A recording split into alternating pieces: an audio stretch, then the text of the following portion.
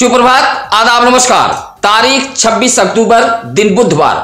सत्यम news web TV की खबरों में एक बार फिर आप सभी का स्वागत है। भदोही जिले की खबरों को लेकर हाजिर हूं मैं नसीर कुरैशी। आज की फटाफट खबरों की शुरुआत करते हैं इस अहम व बड़ी खबर से।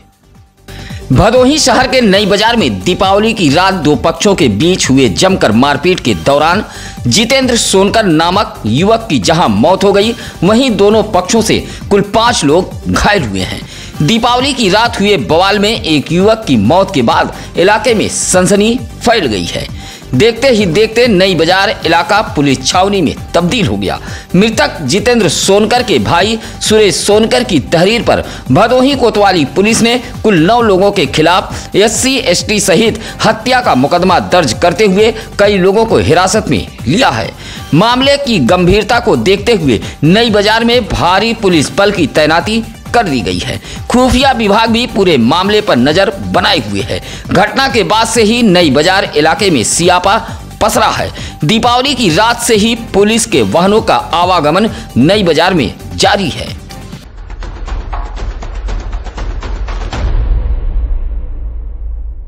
दीपावली की रात नई बाजार इलाके में सोनकर व व्यापारी समाज के युवक रंजिश को लेकर आमने सामने हो गए। देखते ही देखते दोनों पक्षों के बीच मारपीट हो गई। इस वारदात में सोनकर समाज के एक युवक की मौत हो गई, जबकि दोनों पक्षों की तरफ से कुछ लोग घायल भी हुए हैं। मृतक जितेंद्र सोनकर के भाई सुरेश सोनकर की तहरीर पर भदोही कोतवाली पुलिस ने नई बाजार के गुलौरा निवासी महेश, दीना, शुभम, गुड्डू, गोविंदा, मयंक, झारखंडे, कुणाल, अंशु के खिलाफ धारा 147, 149, 302, 201, 506 सहित SC/ST के तहत मुकदमा दर्ज किया है। उधर पुलिस कुछ लोगों को हिरासत में लेकर मामले की छानबीन के साथ ही पूछताछ में जुटी हुई है। पुलिस CCTV फुटेज के आधार पर भी बवाल करने वालों की पहचान कर रही है।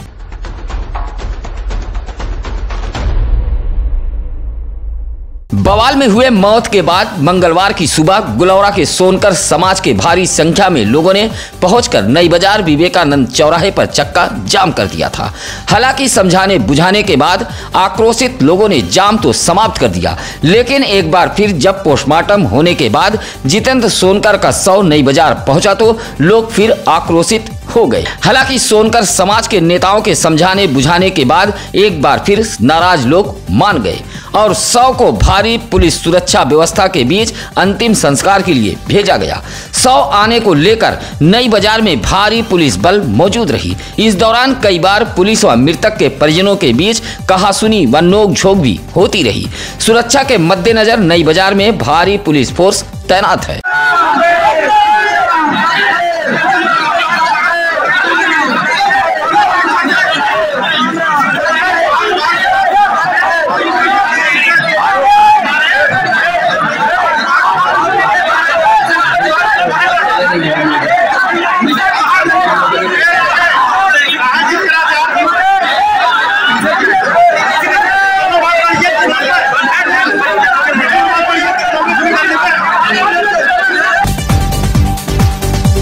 मंगलवार की दोपहर लगभग 12:26 पर अचानक व्हाट्सएप की सेवाएं देश दुनिया में बंद हो गई। व्हाट्सएप बंद होने के बाद भदोही जिले में भी हड़कंप मच गया। व्हाट्सएप यूजर्स भदोही में परेशान नजर आए। कोई अपने मोबाइल को रीस्टार्ट करता रहा तो कोई नेट का डाटा चेक करता नजर आया तो कोई व्हाट्सएप हैंग होने की चर्चा में मशगूल हो गया। कुछ देर के लिए व्हाट्सएप बंद होने के बाद हर किसी का मोबाइल डिब्बा हो गया था। लगभग 2 घंटे से अधिक समय तक व्हाट्सएप से कोई भी संदेश पास नहीं हो रहे थे। भदोही जिले में भारी संख्या में व्हाट्सएप यूजर्स घंटों परेशान नजर आए। हालांकि लगभग 2 घंटे के बाद व्हाट्सएप की सेवाएं बहाल होने के बाद लोगों ने राहत की सांस ली। शराब की दुकान पर बैठे मनबड़ शराबियों के आतंक छेड़खानी व छीटा कसी से महिलाएं इस कदर आजीज आ गईं कि लगभग सैकड़ों की संख्या में पहुंची आक्रोशित महिलाओं ने गांव में मौजूद देसी शराब की दुकान को ही उजाड़ दिया। मामला भदोही शहर कोतवाली इलाके के हरियाव का है। हरियाव गांव की महिलाओं का आरोप है कि दूसरे इलाके की दुकान को हरियाव गांव में जबरन चलाया जा रहा है। शराब की दुकान पर बैठकर शराब पीने वाले पियक्कड़ खेत खलिहान जाने वाली महिलाओं के साथ छेड़खानी करने के साथ साथ उन पर फप्तियां कसते हैं। शराबियों के आतंक से महिलाएं बेहद परेशान हो चुकी थीं। स्कूल जाने से भी छात्राएं कतराती थीं। शराबियों के आतंक से महिलाओं का गांव से निकलना दुश्वार हो गया था। इन्हीं सब बातों से नाराज मंगलवार की सुबह बड़ी संख्या में पहुंची महिलाओं ने शराब की दुकान को उजाड़कर तहस नहस कर दिया।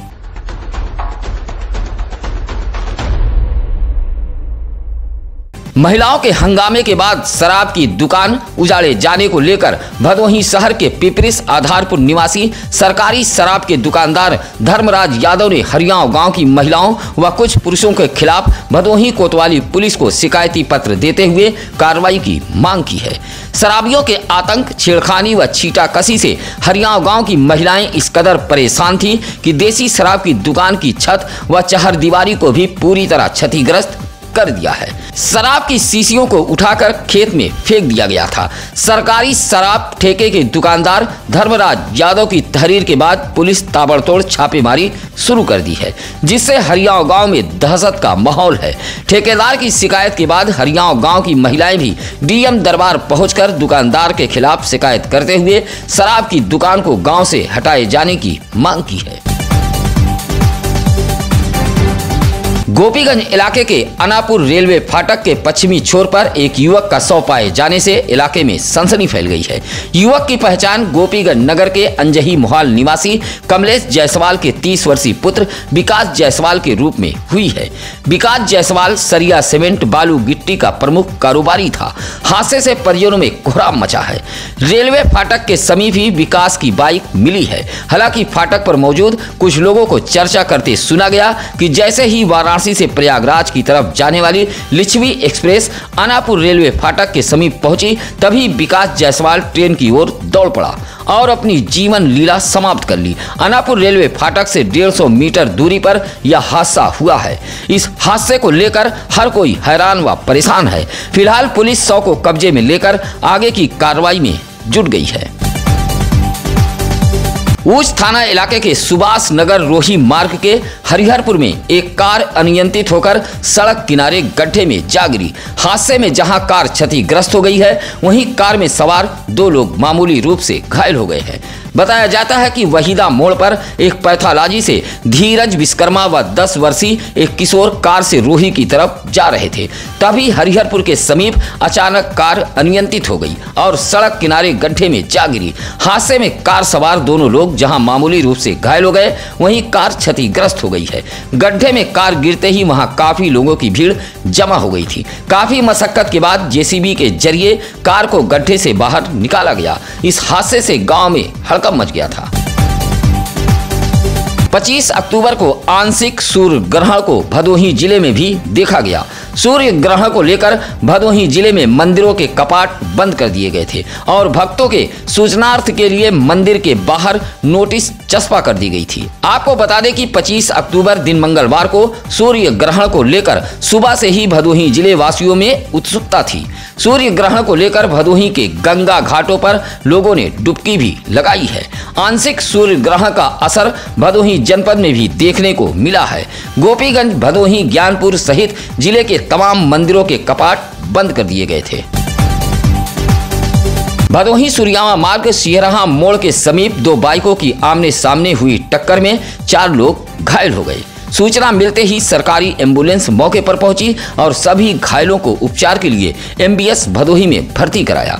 बताया जाता है कि मोड़ इलाके के जमनीपुर अडगमा जूड़ापुर निवासी अच्छेलाल अपने भाई टिम्पल को लेकर बाइक से पिपरी अपने ननिहाल गया हुआ था। घर लौटते समय जैसे ही सिहरहा मोड़ के समीप पहुंचा, तभी एक बाइक से आमने सामने टक्कर हो गई। हादसे में अच्छेलाल, टिम्पल सहित दूसरे बाइक पर सवार गंगारामपुर निवासी जीत नारायण व सुरेंद्र को भी चोटें आई हैं। सभी घायलों का इलाज भदोही के महाराजा बलवंत सिंह राजकीय अस्पताल में कराया गया है। दोनों बाइक सवार के परिजन भी अस्पताल पहुंच गए थे। कोइरौना थाना इलाके के कटरा बाजार में मौजूद एक साइकिल स्टोर व रेडीमेड कपड़े की दुकान में आग लग गई है। आग लगी कि इस घटना में 1.5 लाख नगद सहित दुकान में रखी साइकिल व कपड़ा जलकर खाक हो गया है। आग लगी कि इस घटना में लाखों रुपए का सामान जल गया है। इस संबंध में बताया जाता है कि कटरा निवासी नीरज यादव की साइकिल व कपड़े की दुकान है। इसी दुकान के पीछे के हिस्से में परिवार निवास भी करता है। रात करीब 11 बजे दुकान से धुआं उठने लगा। पड़ोसी मुकेश ने इसकी जानकारी नीरज यादव को दी। देखते ही देखते दुकान को आग ने अपने चपेट में ले लिया था। लगभग 20 मिनट के बाद आसपास के लोगों ने आग पर काबू पाया, लेकिन तब तक 10 साइकिल व कपड़ा सहित 1.5 लाख रुपया नगद जलकर खाक हो गया। मौके पर कोइरौना पुलिस पहुंची थी। आग लगने का कारण शॉर्ट सर्किट बताया गया है। भदोही शहर कोतवाली इलाके के जलालपुर में कुछ लोगों ने एक परिवार पर हमला करते हुए मारपीट कर 4 लोगों को घायल कर दिया है। इस संबंध में धर्मराज सरोज की पत्नी गुड़िया ने भदोही कोतवाली पुलिस को तहरीर देते हुए कहा कि मोहल्ले के ही राकेश, लोलारक, ननकू सहित कई लोगों ने उसके परिवार के लोगों की पिटाई कर दी है, जिससे उसके पति धर्मराज, बेटा सुनील व दीपक सहित खुद गुड़िया को चोटें आई हैं। शिकायती पत्र देते हुए जलालपुर निवासी गुड़िया ने पुलिस से कार्रवाई की गुहार लगाई है। सुरियामा विकासखंड के जगतीपुर ग्राम सभा में बनने वाला पंचायत भवन भ्रष्टाचार की भेंट चढ़ गया है। 2 ग्राम प्रधानों व कई ग्राम पंचायत अधिकारियों के खेल में आज भी जगतीपुर ग्राम सभा का पंचायत भवन आधा अधूरा पड़ा हुआ है। वर्तमान प्रधान से लेकर पूर्व प्रधान व ग्राम पंचायत अधिकारी एक दूसरे पर आरोप मढ़ रहे हैं। बावजूद जिम्मेदार अधिकारी भी पंचायत भवन को लेकर पूरी तरह मूक दर्शक बने बैठे हुए हैं। ठप पड़े गांव के विकास कार्य व निर्माण कार्य को लेकर नाराज ग्रामीणों ने गांव में ही प्रदर्शन करते हुए पूरे मामले की जांच कराए जाने की भदोही जिले के उच्चाधिकारियों से गुहार लगाई है। प्रदर्शन करते हुए धर्मेंद्र कुमार, शीतला प्रसाद, रंगीले राम लखन, अजय कुमार आदि का कहना है कि ग्राम सभा की ग्रामीण जनता को किसी भी योजना का लाभ नहीं मिल रहा है। 2019 से पंचायत भवन का निर्माण भी रुका पड़ा है। ग्रामीणों ने डीएम से पंचायत भवन के निर्माण कार्य की जांच कराए जाने की मांग की है। संचारी रोग अभियान के तहत अभोली विकास खंड के कुडवा ग्राम सभा में सीएससी अधीक्षक भानीपुर डॉक्टर अभिषेक नाग के फटकार के बाद गांव के कुछ स्थानों पर दवाओं का छिड़काव कराया गया है। आपको बता दें कि पिछले दिनों ग्रामीण इलाकों में बदहाल छिड़काव को लेकर सत्यम न्यूज ने खबर चलाई थी। खबर को संज्ञान में लेते हुए भानीपुर सीएससी अधीक्षक डॉक्टर अभिषेक नाग ने जिम्मेदारों को फटकार लगाते हुए कुडवा गांव में छिड़काव का निर्देश दिया है। फटकार के बाद छिड़काव शुरू कर दिया गया है। पुरानी रंजिश को लेकर कहासुनी के दौरान 2 पक्ष आमने सामने हो गए। दोनों पक्षों के बीच जमकर लाठी डंडे, ईंट पत्थर चले हैं। इस मारपीट से दोनों पक्षों से 5 लोगों को चोटें आई हैं। मारपीट से गांव में अफरा तफरी फैल गई थी। मामला गोपीगंज इलाके के जंगलीगंज पुलिस चौकी अंतर्गत बालीपुर गांव का है। बालीपुर गांव में अवध बिहारी व पुजारी के परिवार वालों के बीच किसी बात को लेकर कहासुनी शुरू हो गई और देखते ही देखते दोनों पक्षों के परिवार वाले आमने सामने हो गए। जमकर हुई मारपीट में एक पक्ष से महेश, अवध बिहारी, राज बिहारी व दूसरे पक्ष से गणेश व पुजारी घायल हुए हैं। मारपीट की सूचना पर पहुंची पुलिस ने सभी घायलों को लेकर सीएससी गोपीगंज पहुंची थी। दोनों पक्षों ने गोपीगंज पुलिस को तहरीर देते हुए कार्रवाई की मांग की है। बहुजन मुक्ति मोर्चा, भारत मुक्ति मोर्चा, राष्ट्रीय बेरोजगार मोर्चा, बहुजन क्रांति मोर्चा व राष्ट्रीय पिछड़ा वर्ग मोर्चा के बैनर तले पदाधिकारी व कार्यकर्ताओं ने जिला मुख्यालय पर पहुंचकर प्रदर्शन किया है। प्रदर्शन में लालबड़ी यादव, कैलाशनाथ गौतम, रमेश चंद गौतम, उमाकांत गौतम आदि मौजूद रहे। इस दौरान प्रदर्शनकारियों ने कहा कि यह प्रदर्शन हरियाणा व कानपुर में बहुजन मुक्ति कार्यक्रम को रोके जाने के विरोध में किया गया है। सरकार विरोधी नारा लगाते हुए 5 मोर्चा के लोगों ने संयुक्त रूप से जोरदार प्रदर्शन किया है। गोपीगंज इलाके के तिलंगा गांव में जमीनी विवाद को लेकर दो पक्षों के बीच मारपीट हुई है। इस मारपीट में कुल 4 लोग घायल हुए हैं। बताया जाता है कि मकान के दरवाजे के सामने दीवार उठाने को लेकर तिलंगा गांव में दो पक्ष आमने सामने हो गए और जमकर लाठी डंडे चले हैं। इस मारपीट में 4 लोग घायल हुए हैं, जिसमें घनश्याम दुबे, वैभव दुबे, देश दुबे व देवांश को चोटें आई हैं। सभी घायलों का उपचार CHC गोपीगंज में कराया गया है। ज्ञानपुर इलाके के तेजीपुर गांव में पहलवान वीर बाबा धार्मिक स्थल के समीप मंगलवार को कुश्ती प्रतियोगिता का आयोजन किया गया। इस कुश्ती प्रतियोगिता में अलग अलग क्षेत्रों से कुल 50 पहलवानों ने शिरकत की थी और अखाड़े में सभी पहलवानों ने अपने कला का प्रदर्शन करते हुए दांवपेच दिखाया है। दीपावली के मौके पर प्रत्येक वर्ष पहलवान वीर बाबा मंदिर पर कुश्ती दंगल का आयोजन किया जाता है। इस वर्ष भी कुश्ती का आयोजन किया गया था। बेहतर प्रदर्शन करने वाले पहलवानों को नगद पुरस्कार भी दिया गया। सभी पहलवानों को फूल माला पहनाकर स्वागत किया गया। इस मौके पर इलाके के महेंद्र प्रताप प्रजापति, दीपक श्रीवास्तव, आशुतोष पांडे, राम सजीवन प्रजापति आदि लोग मौजूद रहे। साथ ही इस कुश्ती प्रतियोगिता में पहलवान मनोज कुमार प्रजापति, आशुतोष यादव, राणा पहलवान सहित तमाम पहलवानों ने दांवपेच दिखाए हैं। पुरानी रंजिश में एक युवक की जमकर पिटाई कर दी गई है। युवक की तहरीर पर पुलिस ने उसके पटीदारों के खिलाफ NCR दर्ज किया है। मामला गोपीगंज कोतवाली इलाके के कोइलरा गांव का है। कोइलरा गांव निवासी 26 वर्षीय दीपक मंगलवार को जब अलमऊ रेलवे हाल्ट से अपने घर पहुंचा, तभी पटीदार सत्य प्रकाश, रामायण प्रसाद, अतुल आदि ने पुरानी रंजिश में उसकी पिटाई कर दी। दीपक की तहरीर पर गोपीगंज पुलिस ने इन सभी लोगों के खिलाफ NCR दर्ज किया है और घायल दीपक का इलाज CHC गोपीगंज में कराया है। सत्यम न्यूज परिवार उन तमाम दर्शक बंधुओं का आभार व्यक्त करता है जो दीपावली के मौके पर हमें बधाई संदेश भेजे हैं। खबरों की व्यस्तता के चलते सभी भाइयों का जवाब देना संभव नहीं हो पाया है। हम सत्यम न्यूज स्टूडियो से आप सभी दर्शक भाइयों को पुनः दीपावली की शुभकामनाएं देते हुए बधाई संदेश भेजने वाले दर्शक बंधुओं का आभार व्यक्त करते हैं। आपका दिन मंगलमय हो। इसी के साथ अब नसीर कुरैशी को दीजिए इजाजत। नमस्कार, आदाब। ताज़ा खबरों के लिए सत्यम न्यूज को सब्सक्राइब करें